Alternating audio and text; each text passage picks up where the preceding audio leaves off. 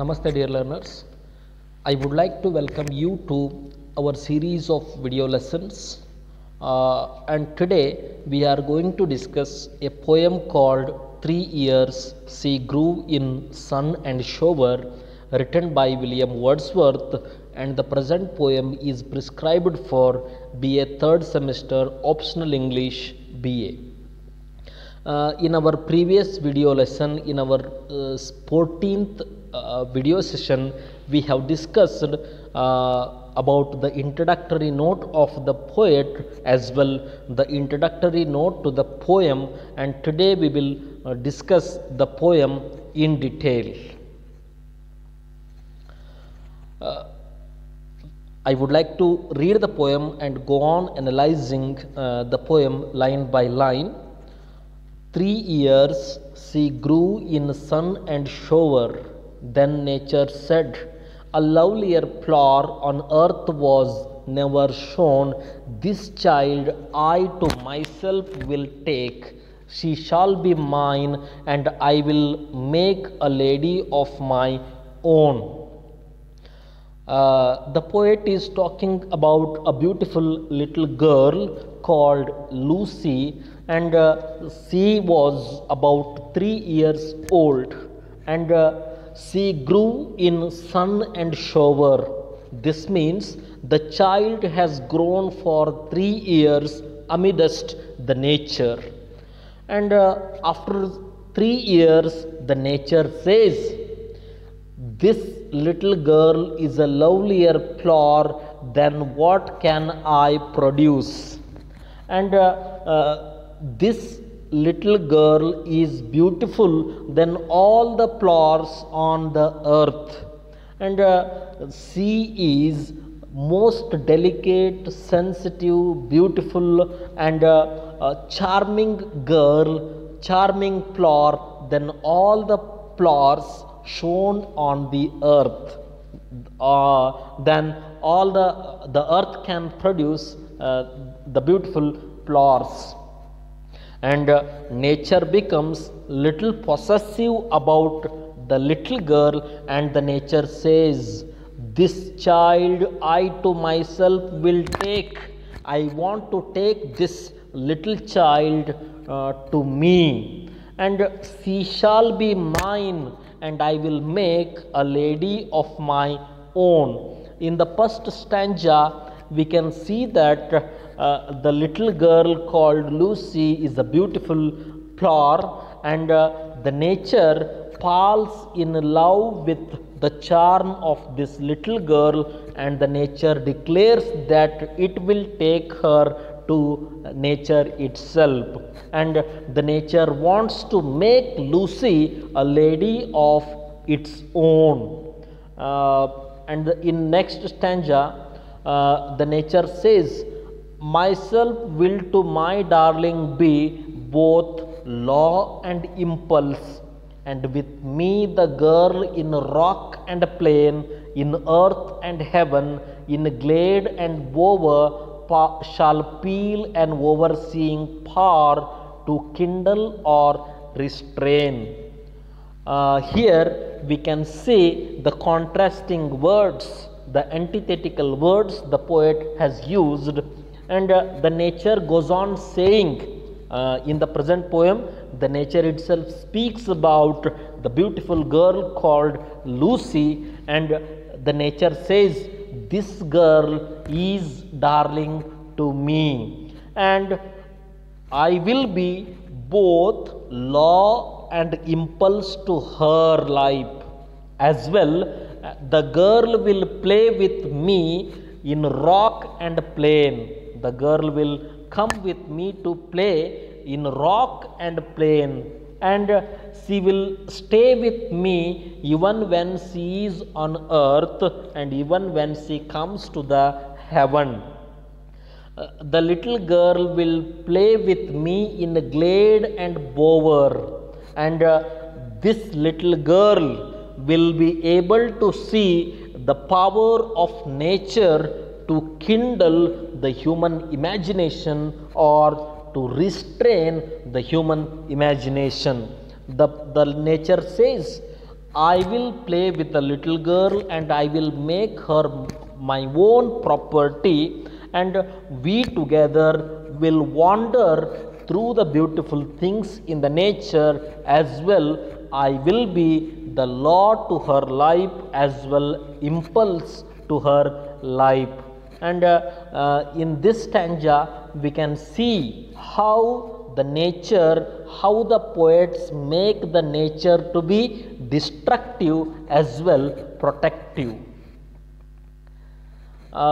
In next stanza, the nature says, she shall be sportive as the fawn that wild with glee across the lawn or up the mountain springs, and hers shall be the breathing balm, and hers the silence and the calm of mute insensate things. The nature says the little girl will be as sportive as a little fawn, and the girl will run across the lawn, the grassland with happiness.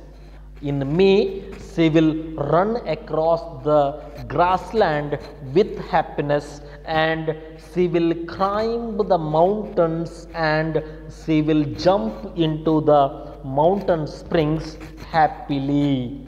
And whenever I feel pain in my heart, she will be a breathing balm to my pain. The nature says, when it feels pain, the little girl will be a breathing balm to the pain of the nature, and the silence of the little girl will soothe my sadness, will soothe my heart, will soothe my imagination, and the little girl's silence will kindle my imagination, kindle my life, and her activities will be a kind of refreshments to me. This is what the nature says about the girl.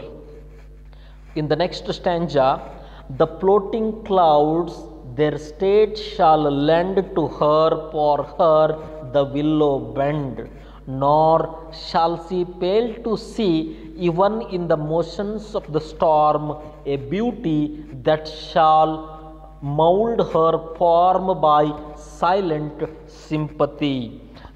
In the next stanza, the nature says the floating clouds on the sky will become her willows, and they will lend they will lend their beauty to this little girl as well. The floating clouds also wants to play with this little girl, and the little girl will be able to see the beautiful things even in the motions of the strong storm. She will feel the beautiful things in the nature, and she will feel the coldness and the cold beauty of the clouds which floats on the sky. And the storm, a beautiful thing in the storm will mold her form. The beautiful thing which is there in the blowing storm will mold her form.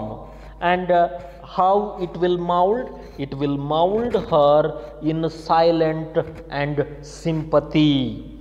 ತನ್ನ ಕರುಣೆ ಮತ್ತು ತನ್ನ ಶಾಂತತೆಯಿಂದ ಆ ಬೀಸುವಂಥ ಬಿರುಗಾಳಿ ಕೂಡ ಅವಳ ರೂಪವನ್ನು, ಅವಳ ಸೌಂದರ್ಯವನ್ನು ಹೆಚ್ಚಿಸ್ತದೆ ಅಂತ ಪ್ರಕೃತಿ ಆ ಚಿಕ್ಕ ಮಗುವಿನ ಬಗ್ಗೆ ಹೇಳ್ತಾ ಇದೆ. The stars of midnight shall be dear to her, and she shall lean her ear in many a secret place, where rivulets dance their wayward round, and beauty born of murmuring sound shall pass into her pace.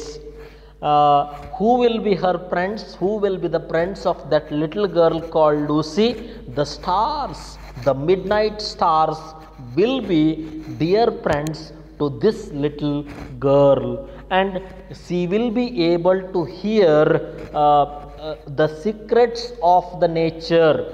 She only can listen to the secrets of nature, and she will be able to hear the music which is produced by the streams of which flow in the nature, and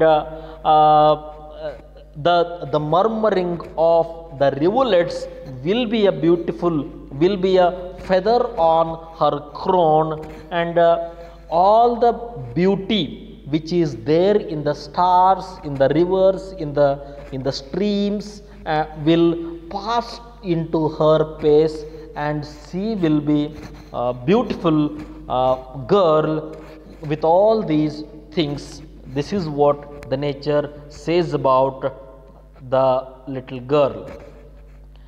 In next stanza, a vital feelings of delight shall rear her form to stately height, her virgin bosom swell. Such thoughts to Lucy I will give, while she and I together live here in this happy dell.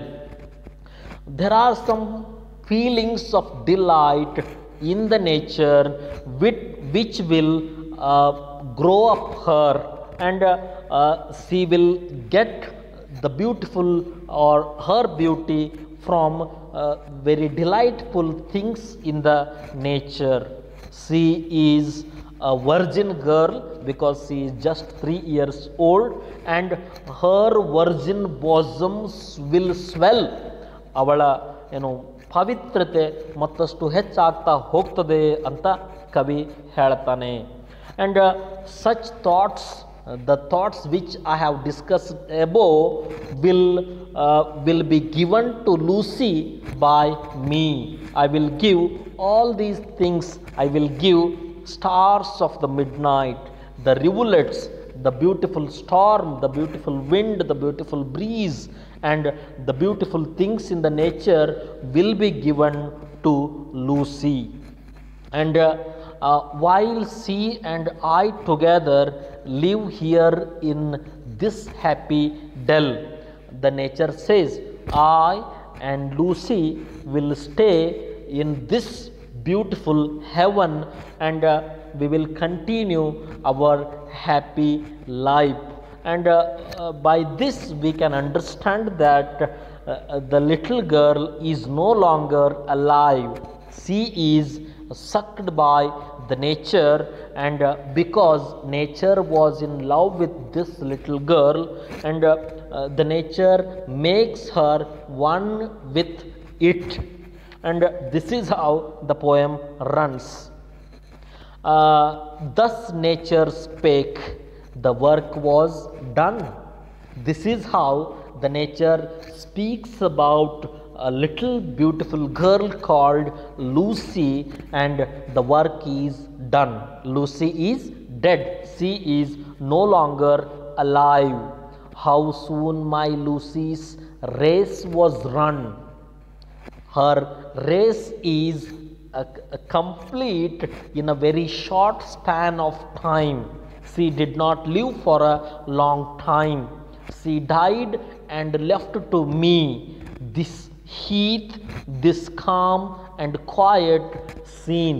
Now the human lover of Lucy speaks about that beautiful girl called Lucy, and he says, Lucy left me with this heath and this calmness, this killing calmness and this quiet scene, the memory of what has been and never more will be.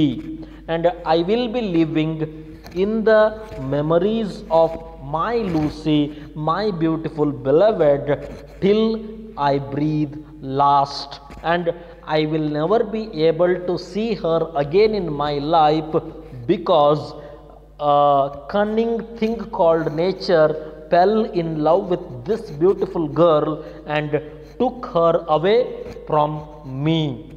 This is what the poet says about the beautiful girl called Lucy. And in this poem, we can see the application of William Wordsworth's definition of poetry. He defines poetry as a spontaneous overflow of powerful feelings that are recollected in tranquility. And we can see many poems, when many words in the poem which are synonyms to tranquility, called calm, quiet, and all these things apply to the definition of William Wordsworth's poems very properly. Thank you very much. In our next video session, we will see another poet and another poem. Thank you very much.